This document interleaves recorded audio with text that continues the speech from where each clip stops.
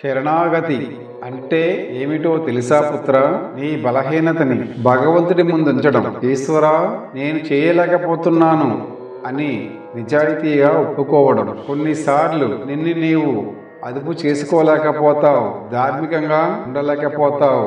అప్పుడు ఎవరికీ చెప్పలేక వేదన పడకు, నాతో చెప్పు, నేను వింటాను, అర్థం చేసుకుంటాను. నీ కన్నీటిలోనూ కరుణామూర్తిగా నిలుస్తాను. శంకరా, నేను మానవుడిని, మరల మాయలో పడుతున్నాను, దయచేసి నన్ను నిగ్రహించు. అదే శరణాగతి పుత్రా. నీ బలహీనతను దేవుని ముందు ఉంచడం, దాచుకోవడం కాదు, ఒప్పుకోవడం. శివుని దయ ఉన్న చోట తప్పు కూడా పాఠంగా మారుతుంది, బలహీనత కూడా బలంగా మారుతుంది. శరణాగతి చేసిన హృదయం ఎప్పుడూ ఓడిపోదు. నువ్వు ఎంత పెద్ద కష్టంలో ఉన్నా, ఎక్కడికి పరిగెత్తాలో తెలియకపోయినా నాతో చెప్పు. నీ బాధలను అర్థం చేసుకునేవాడిని నేనే.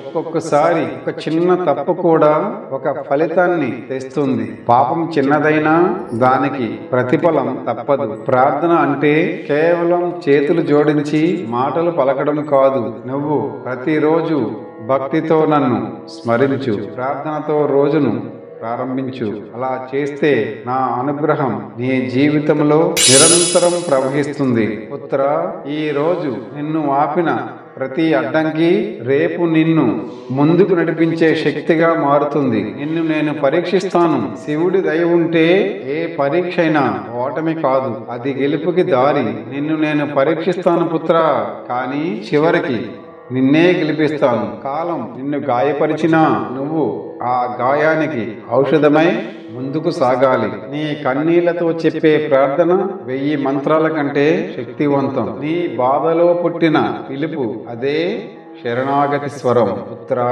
నేను నిన్ను బలహీనుడిగా చూడను, బలహీనతలోనూ వెలుగు ఉన్నదే అదే చూస్తాను. ఎందుకంటే ఆ క్షణంలో నీవు అహంకారం వదిలి నన్ను పిలుస్తావు కనుక.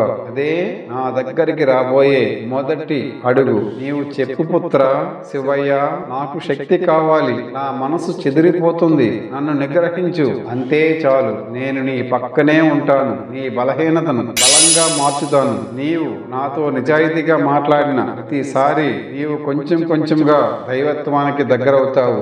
నన్ను పిలు, సహాయం అడుగు. అడిగినప్పుడు అధైర్యపడకు. శరణాగతి అంటే ఓటమి కాదు పుత్ర, అది విజయానికి మార్గం. నీ బలహీనతను దాచకు, ఆ బలహీనతను నాకు అర్పించు. నేను దానిని బలంగా మారుస్తాను, నేను దానిని జ్ఞానంగా మారుస్తాను.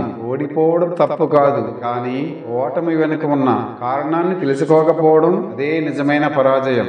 ఓటమి అంటే అంతము కాదు బిడ్డ, అది ఒక ఆహ్వానం. ఇంకా లోతుగా చూడు, జ్ఞానంతో ఆలోచించు అని దైవం చెప్పే పిలుపు అది.